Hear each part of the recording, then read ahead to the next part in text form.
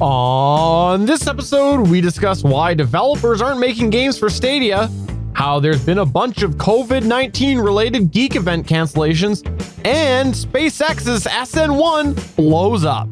Also, Steve Wozniak makes a terrible Twitter comment. Finally, I do a Back to the Future themed edition of Geek Wars. This and more in this week's show.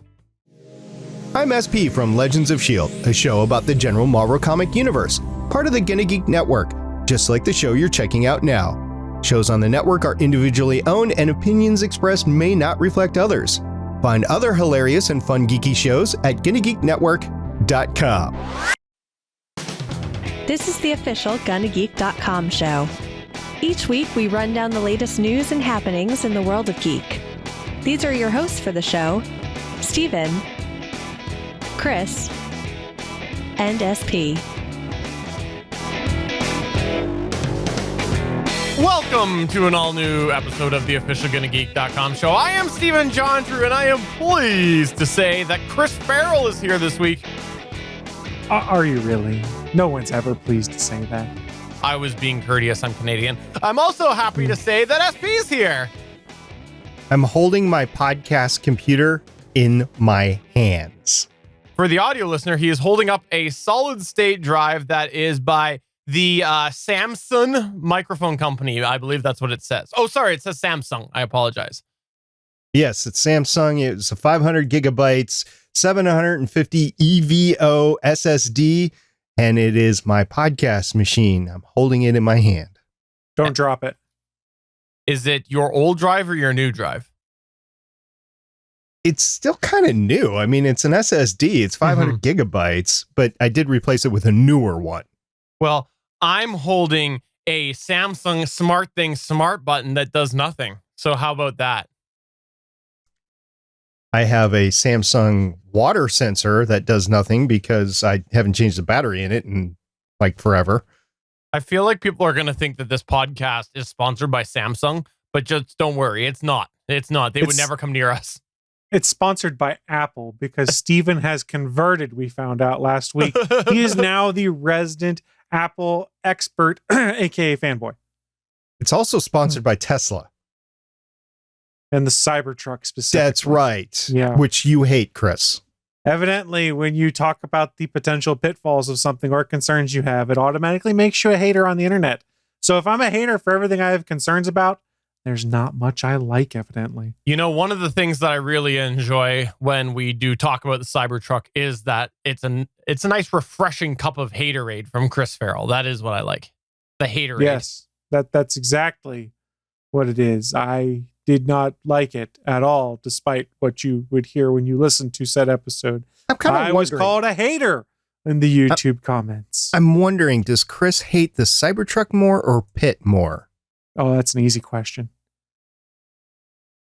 The University of Pittsburgh consumes feces. I can't say it in a different way than I want to. All right, well, let's go ahead and move on to the news. Here we go.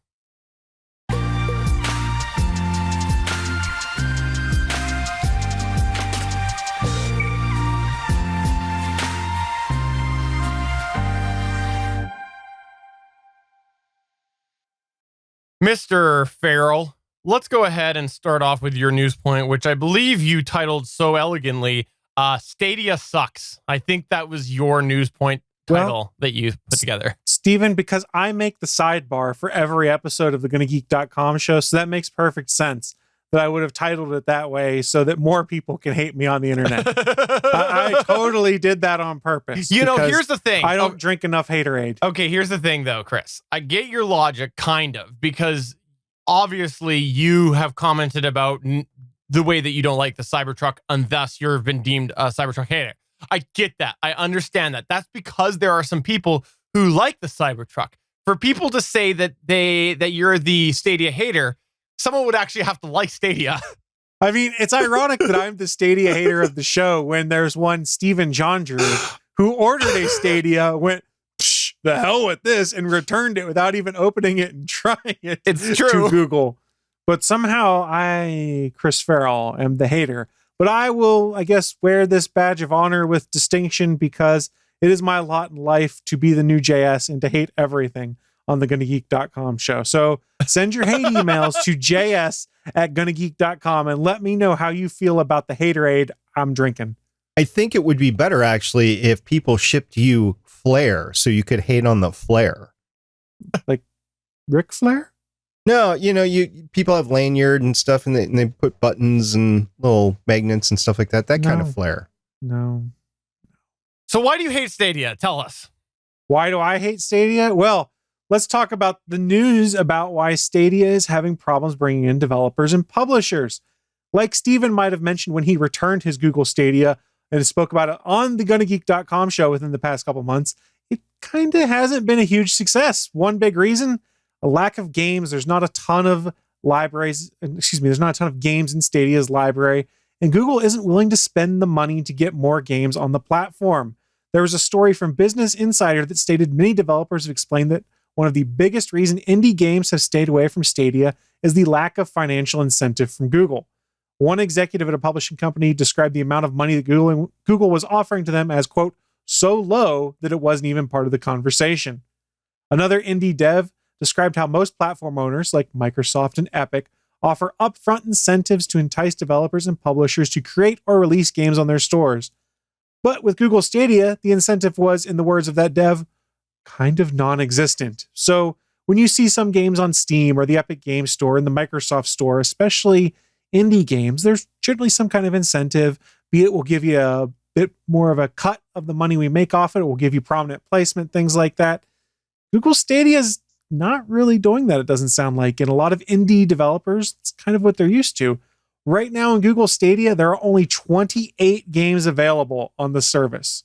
Google has promised to add over 100 to the platform this year, but it looks like a lot of devs are nervous about working with Stadia.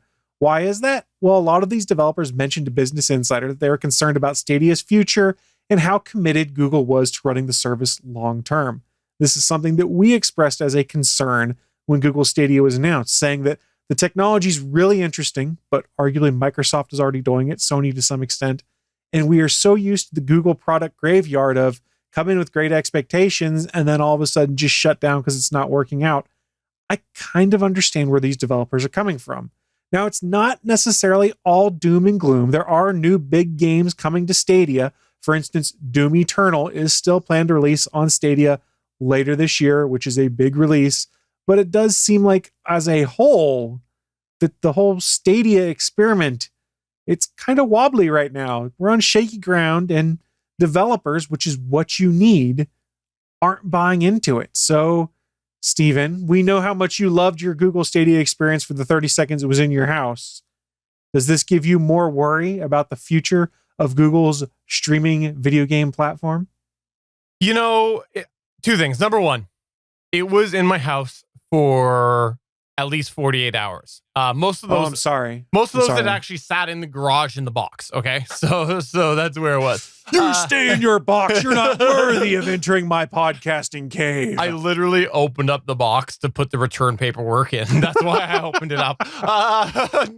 Number two, this makes me really, really, really regret even originally ordering it, because it just sounds like a disaster. It sounds like worse than what I thought it was when I sent it back. When I sent it back thinking, this is something that might take off later, but they're going to have to work out some kinks. They're going to have to get some more developer buy-in. I'm going to wait and see.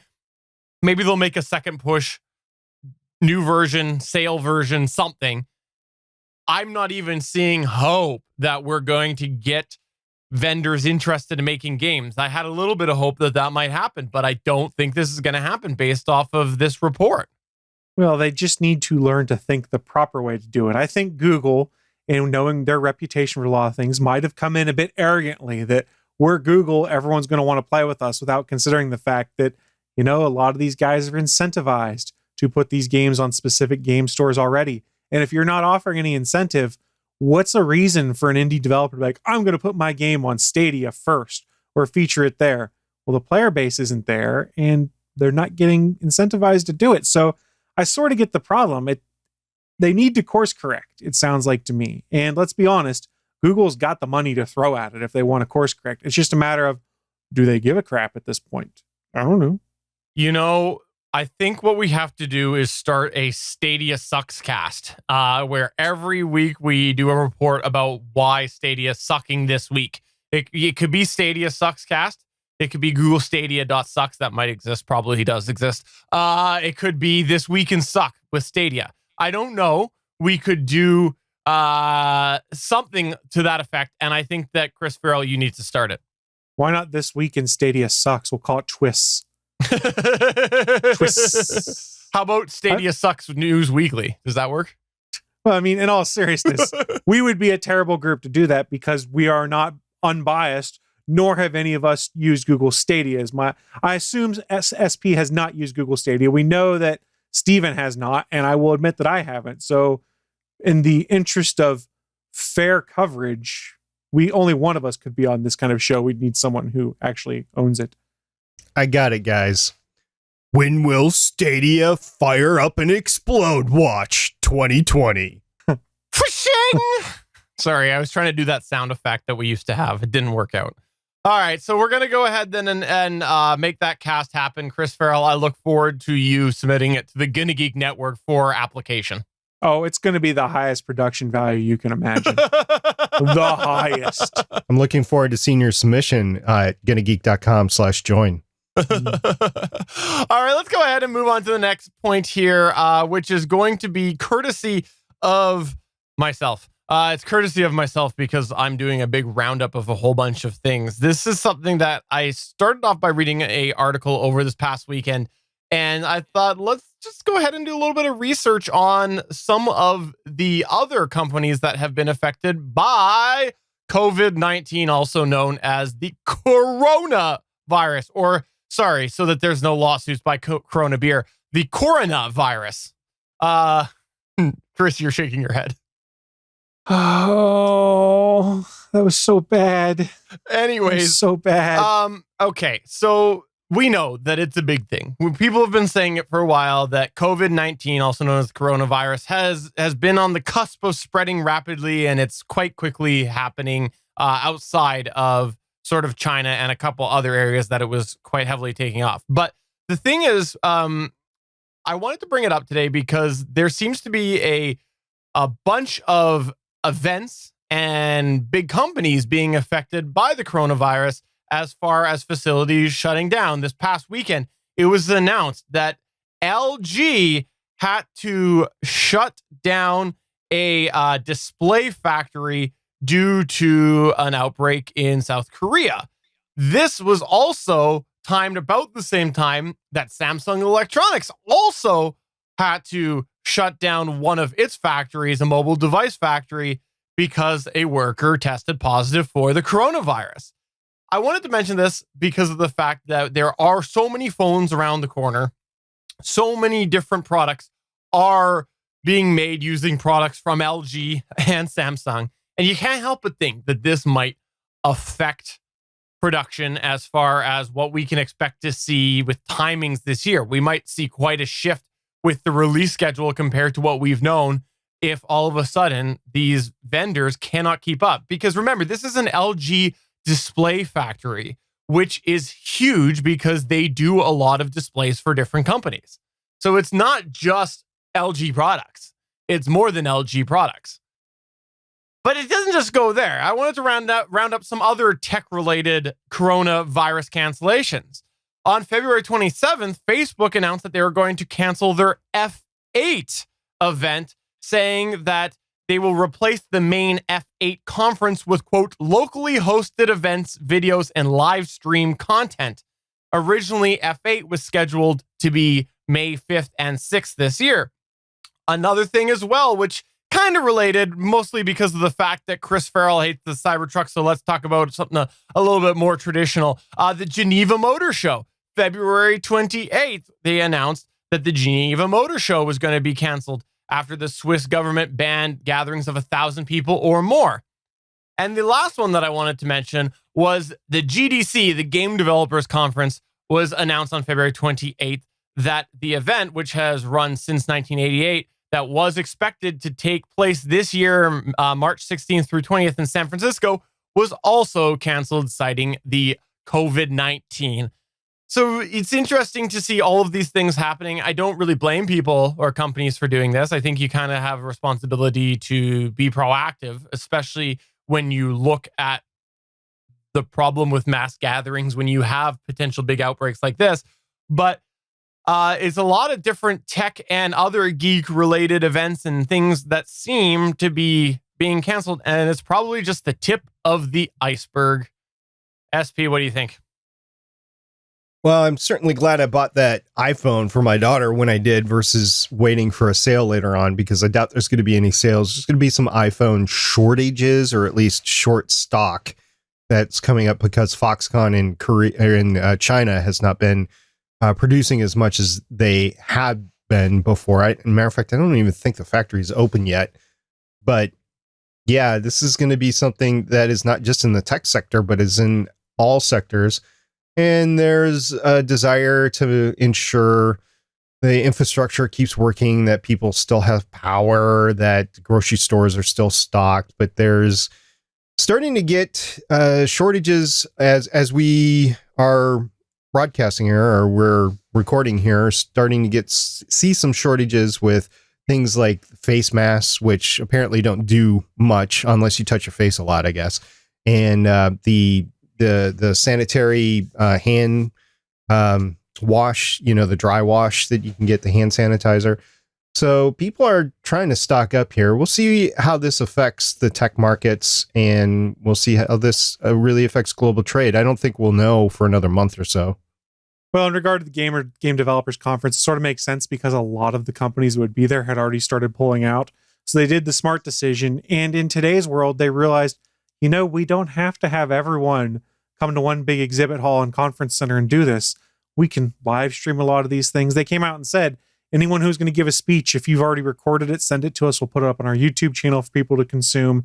And they were going to make use of the internet as the tool it is to basically say, yes, there's a lot of cool content we could have had here, and you can still watch it from the comfort of your own home or office. And it sort of makes sense. And I liked seeing that happen. And I think as you see other events like Mobile World Congress, I believe, was also a bunch of companies pulled out of. A lot of folks are talking about, I don't think we need to have these conferences. And it's probably smart, just because the way that COVID-19 works is the way it incubates, you don't know when you have it. So someone could come in and think they're perfectly fine and be spreading it around and cause a problem and cause things to spread. Supposedly, Japan's even considering what the plan is going forward with the Olympics, and to figure out what their drop date is, to figure out, okay, if we don't have a sign of remission or anything like that by this time, we need to figure out whether the Olympics is still happening. It's a big deal. I don't say that to cause panic, just be aware of what's going on, and it will have impacts beyond just day-to-day life. I mean, we're already seeing it now. Like Steven mentioned, Samsung and LG displays are going to be in shorter supply, and we're in the beginning of a product cycle for cell phones. Apple uses some Samsung displays that will probably impact them. So the tech industry is going to be impacted. Just be aware that your day-to-day life is going to be disrupted, and potentially it's not a short-term thing as they work to develop a cure or figure out how to limit the spread of COVID-19. That being said, it doesn't mean go panic, go buy all the face masks, all the hand sanitizer in the world. It just means be smart. Wash your damn hands, people. That's the biggest and simplest thing you can do. Wash your hands whenever you go out and touch a bunch of stuff in public. Wash your hands when you get back home. I would say use hand sanitizer, but the caveat is you need to get the not the antibiotic one, but the antimicrobial hand sanitizer, which is hard to find right now. If you use just regular alcohol-based hand sanitizer, you're literally doing nothing to prevent COVID-19. We discovered at work today, and everyone was like, oh my God. Luckily, we had a bunch of hand wipes that were antimicrobial. So just be smart. Realize your life might require some changes. And yes, it could be scary. And don't discount the 2% fact that it's a 2% mortality rate at this point in time. Just be smart. Live your life in an intelligent way, and look out for yourself. And if you think you're sick, I don't care whether it's just regular flu, COVID-19, whatever, don't go to work. Don't get someone else sick. You said that the alcohol sanitizer is not effective. Well, that's generally antibacterial hand sanitizer, which is not going to do anything for a virus. Because I thought that it was, and so I have just been like drinking alcohol straight up for weeks because I thought it would just build up in my system and help kill it. How is that different from any other? You're Canadian. You just live on beer, right? It's Molson. Yeah, I was very, very jealous of Andrew Zarian over on the GFQ network, so I had to sort of start drinking more. Checks out. That's why it's vodka in my cup. I mean, what? I swear it's water. I'm actually really interested though to see what happens with the tech cycle this year. I think there'll be definitely some changes. Chris or SP, you had something that you wanted to talk about this week in regard to Space XXX, right? What is your desire to turn everything space into something that's dirty? I'm not. I thought Everyone has a fetish. I thought that this was an adult space program. So last week, SpaceX tried a test on their Starship SN1 prototype. There's been a couple of videos floating around as how this went. Did either of you two watch either of those two videos? You linked one to me. I did. Did you watch it? You linked one to me. Really? You guys haven't seen it? Okay. So SpaceX's new Starship prototype appeared to burst and then implode during a pressure test late on Friday, February 28th, just a couple of days ago. It ruptured under the glare of floodlights and the mist at the company's South Texas facility. Now, a video that was posted by NASA Spaceflight.com member Boca Chica Gal clearly shows the Starship's SN1's midsection buckling during the test. Then it shot upward before it crushed and then crashed down to the ground.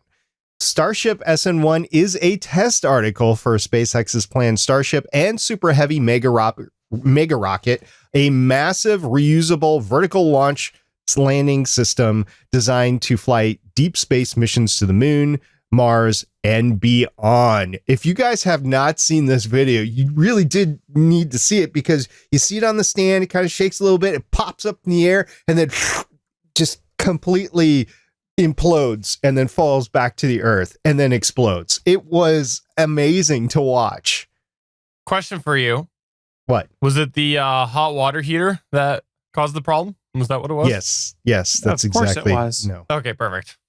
No, RIP Mad Mike. So I was wondering what was happening with this, and I hadn't double checked to see if there was any updates because I put this news article in at lunch today. 3 hours ago, there was an update. Apparently, Elon Musk tweeted this morning and he said, "We're stripping SN2, which is their next test article, to bare minimum to test the thrust puck to dome weld under pressure, first with water, then," so there's your water heater, "then at cryo, hopefully ready to test in a few days." So as we know, Elon is no stranger to spectacular failures. I know he would prefer not to be known for his failures, but he just picks right up and keeps on going. Hey, we got another test article. Let's make that into the next phase of the test. And so by spectacular failures, you mean the Cybertruck windows? That you mentioned I'm that. the hater now. I've got to do it. Did you see the other news story today about the Matchbook remote control truck? No. They're making with the Cybertruck? Yeah, so Matchbox came out with a little remote control Cybertruck, including the damaged driver's side window. That's fantastic. That is funny. In the chat, if you didn't know this, by the way, we stream the show live on Mondays at 8:45 p.m. Eastern Time at Geeks.live. We have a chat from Liberty Dude 1775, and he says, "Is it true that they released this virus to cover up the rocket explosion?" Is that true? Is that true? They used time travel to know the rocket was going to blow up, then traveled back in time to deploy the virus, is what I'm hearing. That's here. It's 12 Monkeys stuff right there, guys. This is 13 Monkeys because we're hardcore. Okay, I do feel bad for not seeing this video yet, but it sounds spectacular. So I'm just going to go out on a whim and say, wow, it was amazing, SP. Fantastic. Thank you for sharing that with me. You're going to watch it later, though. Absolutely will. Sorry, I had a very busy weekend. I apologize. Okay. What do you got, though, with other space news this week? There was something else you wanted to talk about, wasn't there, SP? There's a couple of things that happen. So first of all, I know you guys are big Star Trek The Next Generation fans, both of you, right? This is accurate. I have never seen an episode of Star Trek The Next Generation before. Okay. So this is going to make no sense to you then, probably. But unfortunately, we had another death in the scientific community. Freeman Dyson, who is a quantum physicist, and he imagined mega structures from aliens, has died at 96 last week. He died in New Jersey, and he was most famous for the Dyson Sphere, a hypothetical structure a civilization might build around a star to enclose it and best harness its energy. Chris, you know what I'm talking about with the Dyson Sphere, right? I remember the episode. It's the one where they brought Montgomery Scott to Star Trek The Next Generation. It was a good one. As a matter of fact, he was actually marooned on the surface of the Dyson Sphere. Stuck in the transporter buffer. Yep. Who's Monterey Jack Scott? He Who is in Rescue Range, Chippendale Rescue Rangers. He's the pilot. Right. I'm following now. Okay. You mentioned Chippendale to Steven on a live podcast. You're Yeah, a brave Chippendale man. Rescue Rangers. Don't get all gross. I'm not sure He what you're knows the talking. Rescue What are you talking Rangers. about? I love the Rescue Rangers. SP. He watches them on Disney Plus every night.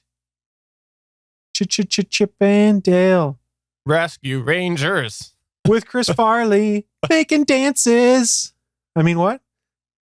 Another story that I ran into was the critical rocket escape system motor for NASA's Orion spacecraft aces the final test.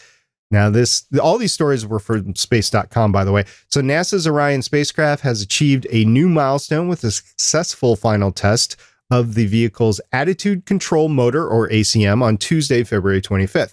During the test, 8 high-pressure valves directed more than 7,000 pounds of thrust generated by the solid rocket motor in multiple directions while firing at freezing conditions, providing enough force to orient Orion and its crew for a safe landing. This was a statement by NASA officials. So NASA Orion spacecraft has succeeded through its test phase and can go ahead and start the launch countdown. So let me ask you this then, Mr. Pioneer, about this. Okay, Mr. J. That was very unexpected. Okay, so during this test, 8 high-pressure valves directed more than 7,000 pounds of thrust generated by the solid rocket motor in multiple directions while firing at freezing conditions. Is that correct? That's apparently what was in the article, yes. How many GMC Sierras worth of weight would that be? Thrust? No, pounds. Just, how many? 7,000 pounds of thrust. It's force. It's pounds I know, force. but I was trying to give you a segue to give a shot about the Cybertruck, and anyways, you missed the ball on that one. 2.5. If you're doing 7,000 pounds of weight of mass, it's 2.5 Cybertrucks. There you go. Thank you. That was what I was looking for. Can't you read my mind already? We've only been podcasting for 300 years. It's pounds thrust. It's different than pounds mass. No, that's not the way that I interpreted it. You are wrong then. What are you, a rocket scientist or something? Actually, yeah. Oh, well then I stand corrected. You know who else needs to stand corrected? Big long way to get to this news article. Steve Wozniak does. Let's just go back to the coronavirus here, because today it came out from Apple co-founder Steve Wozniak suggesting that he was patient 0 in the US for the coronavirus. Today he did tweet, checking out Janet's bad cough, started January 4th. We had just returned from China and may have both been patient 0 in the US.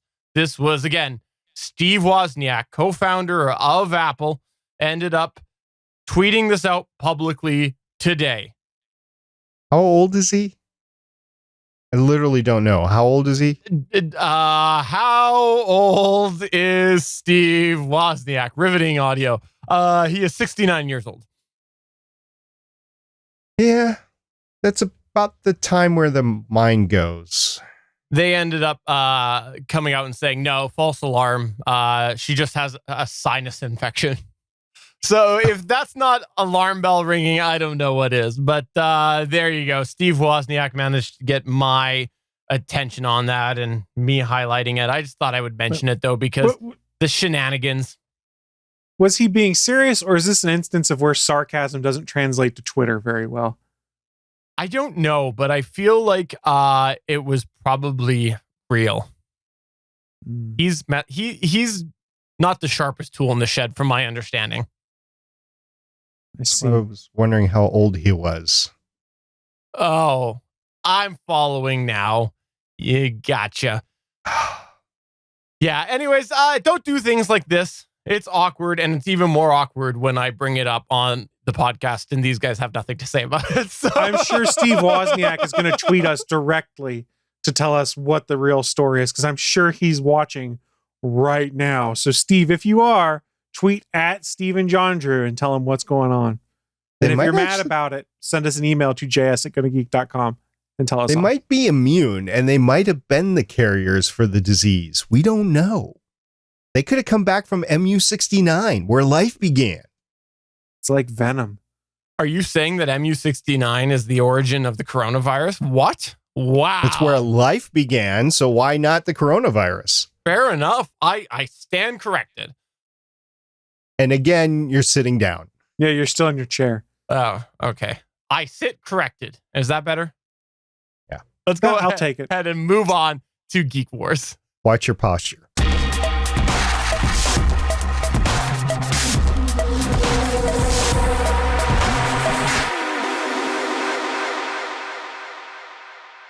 Oh, it's time for another edition of Geek Wars. This is going to be a fun edition of Geek Wars that has nothing really, it's not like there's a special date or anything to do with this themed Geek Wars, but it is something that I thought of for two reasons.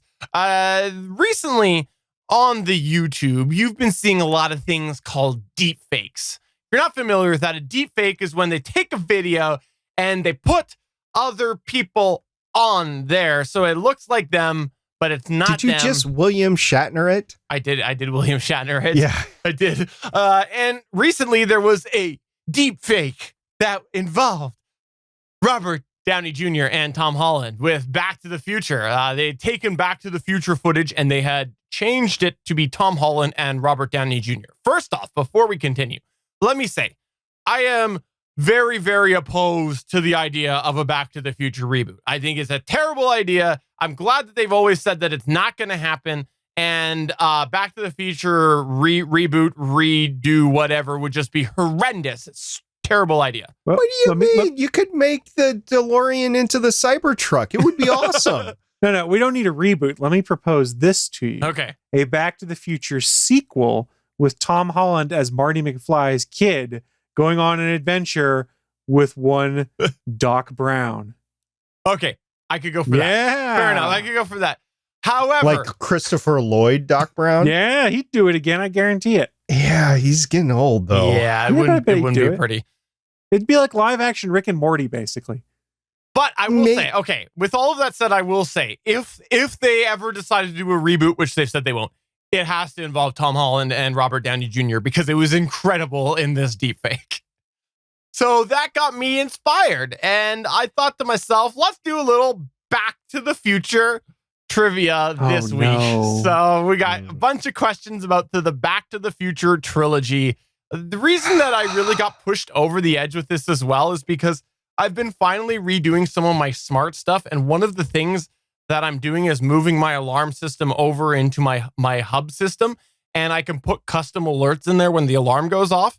And I am absolutely going to make it so that when the person enters their own unique code, it's exactly like when what's her face in the future unlocks the door and it says "Welcome home." It's going to be exactly like that.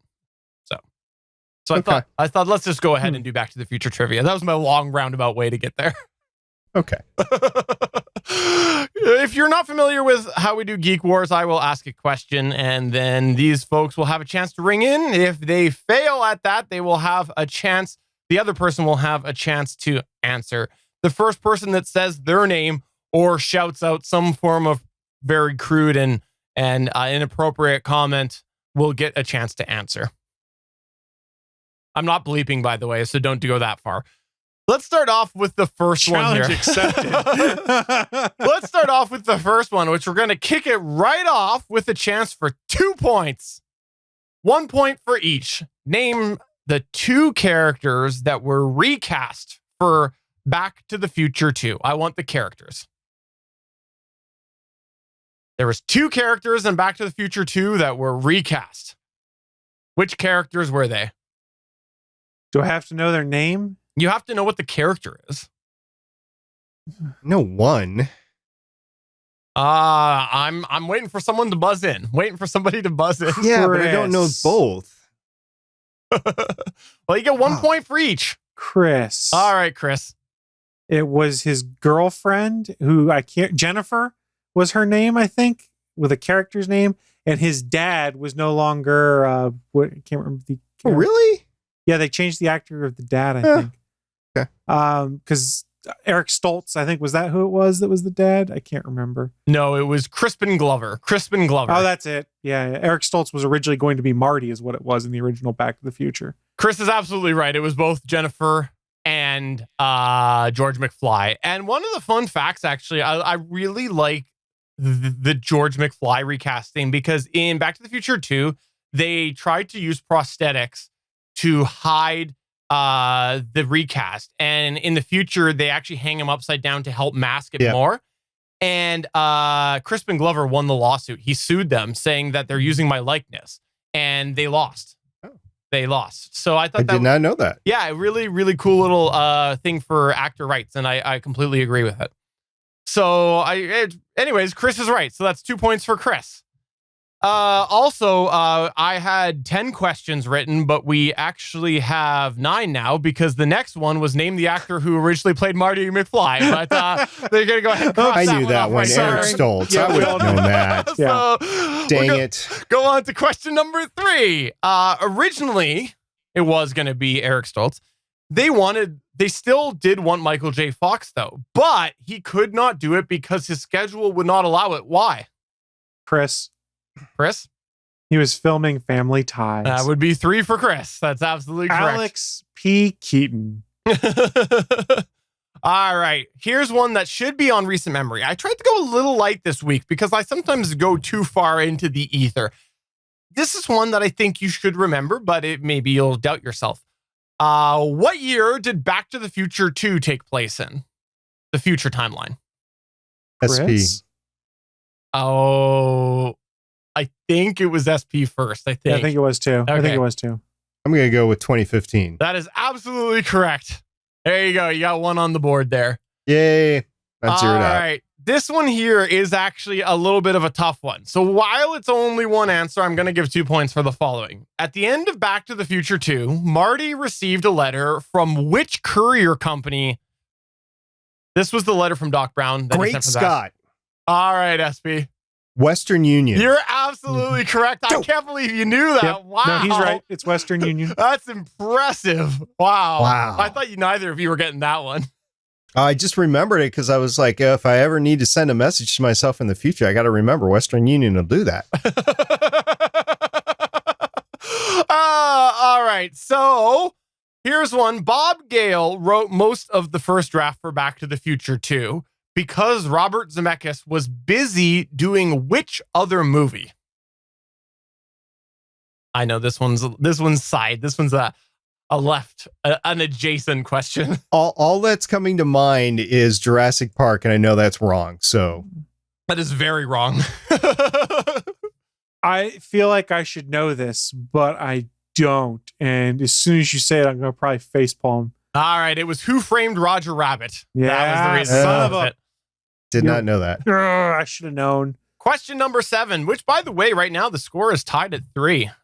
Who plays Doc Brown's love Clara in Back to the Future 3?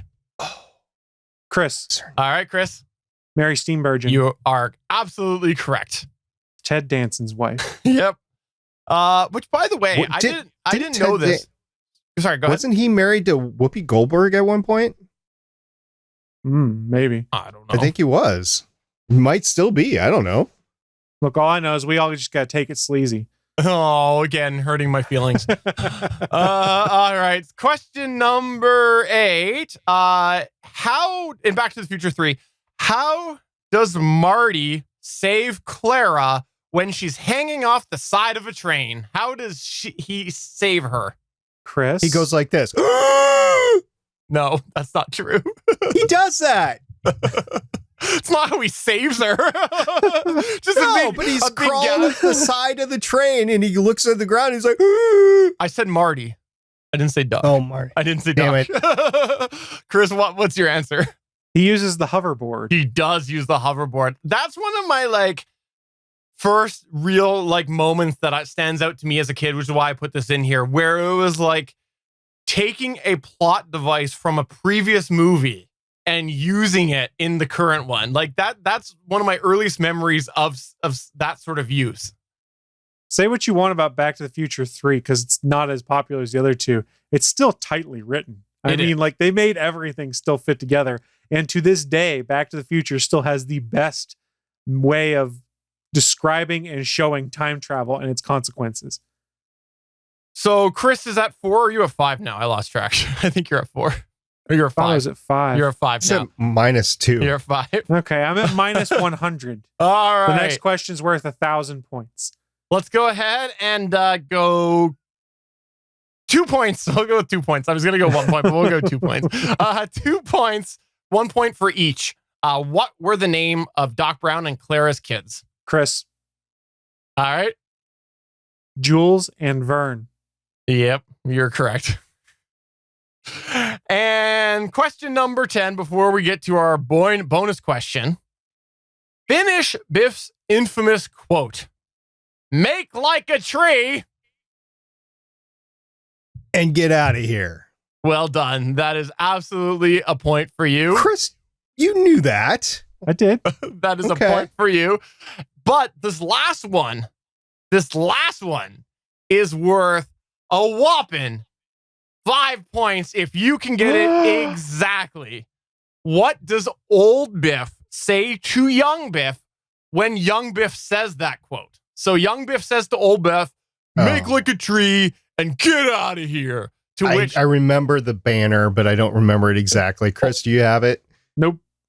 It's like Split, you idiot, and he hits him with the cane and stuff. It's close, but he says, it's leave, you idiot. Make like a tree and leave. You sound like a damn fool when you say it wrong. Should have won an Oscar for that. It was a great scene. I actually had to go rewatch that when I wrote this. I love that interaction between the two. It's so well done. But anyways, that's going to go ahead and finish this edition of Geek Wars. I can't believe that went really fast, but I just wanted to do it just because, again, Back to the Future was on my mind. So I thought I would go ahead and do that. And clearly, Chris knows more about the future than SP. I'm just surprised you didn't ask me what was going to happen when this baby hit 88 miles per hour. I didn't want to have to bleep you. Have you ever looked up the old, the Eric Stoltz footage? Have you ever watched it? Well, Long time some ago, of it. yeah. I read an article recently that one of the allegedly, and I didn't verify this, so this could be BS and someone telling a story many, many years later. Obviously, they felt he wasn't working for the part, but apparently one of the other things that happened that they just had troubles with was he was very method acting and he wanted to be called Marty off camera as well. I had seen something on that too, and from when I watched the stuff, I didn't think he had as good a chemistry with Christopher Lloyd as Michael J. Fox ended up having. Yeah. I mean, granted, you can look at it now and be like, I never understood why they would go this route, but they saw something to begin with. And again, Michael J. Fox was super busy. The fact that I read a book that was behind the scenes of how they got all of this done, and Michael J. Fox's schedule was insane to accommodate doing Back to the Future and Family Ties at the same time. Like, he had people driving him back and forth so he could sleep in the car and try and learn his lines and stuff like that. How he did that movie and worked full time on Family Ties, that had to burn him out. I mean, I can't imagine the exhaustion that would be. I thought I also read that they Family Ties ended up being accommodating and like really did a weird shoot schedule as well. I thought I'd read something about it being an unusual shooting schedule they did. I thought it was after the first one that happened. Oh, was it? Oh, I can't remember. It's yes. been a while since I read the book. That might have been. Yeah, you might be right on that. I mean, it was a hit series from 82 to 89 or something like that. So it was right in the heart of the filming for Back to the Future. And that was the big money, was network television at that point in time. It wasn't as much For as him. movies. Remember, we flip-flop back and forth between what's the big money maker, and at that point in time, network television was a bigger deal than movies in a lot of people's eyes. Well, it depends on what kind of movie you were making and what kind of pay that you could actually achieve. For him, yes, the TV show was better, but for other actors, no, it would have been the other way. Yeah. So thanks for letting me do that. I know you didn't give me permission, but I still thank you for letting me do that, Chris Farrell. I know that you hate Back to the Future. Well, the DeLorean has the same sort of body structure as the Cybertruck, so I could see why he doesn't like it. Yeah, that's true. SB, before Chris flips us off, is there anything that you would like to plug or promote? We just finished the Legion show over on Legends of S.H.I.E.L.D., which was an interesting end, and it was an interesting 3 seasons. It was probably the most unique TV show that I've ever watched, and we are now leaving that behind as we prepare for the final season of Agents of S.H.I.E.L.D. We'll be going over Jessica Jones. So if you have anything to say about the Netflix series, in particular Jessica Jones Season 2, we will take your questions and run with them over on Legends of S.H.I.E.L.D. Chris Farrell, is there anything that you'd like to plug or promote? Yes, Steven, I need to promote your new project that you're afraid to tell people about, which is Steven Loves the Cybertruck and Thinks Stadia Sucks.com, where he's going to read daily news stories about both Stadia and the Cybertruck. He'll be joined by a myriad of guests to share their same loves with Steven. I cannot wait for this new project to start, Steven. I'm looking forward to it. I'll be your first subscriber. I've heard of making very specific niches, but the two of those together seem like extremely niche. I'm not sure. You dialed in that demographic. I think you know how many people you're going to get. I mean, the research you've done to prepare this show, I'm just shocked and astounded at how on point it is for a certain demographic, and they're all going to love it. So to be clear, I have to be somebody that likes the Cybertruck and hates Stadia to listen and enjoy. Is that correct? Correct. Okay. That is correct. Okay. I thought you were starting a new podcast called Rai the Sci-Fi Guy. So on that note, for the final episode of the official GonnaGeek.com show, because it's going to now be called Stadia Suckscast, I'm Stephen Jondrew saying Stadia sucks. And I'm SP saying, whatever you like, play your video games that you do. And I'm Chris Farrell saying, hey, we found a way for Steven to stop making space dirty. Talk about Stadia. Bye. Bye.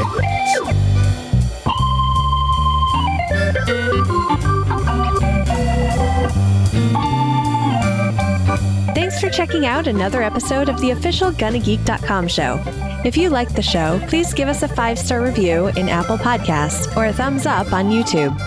You can always join us for our live recording sessions, which stream Mondays at 8:45 p.m. Eastern at www.geeks.live. And remember, you can find our full back catalog at GonnaGeek.com/show. If you're itching for more geeky content, check out other shows on GonnaGeekNetwork.com. Voice work was by Emily Prokop of the Story Behind podcast. That's it for this episode. We hope to see you back again next week.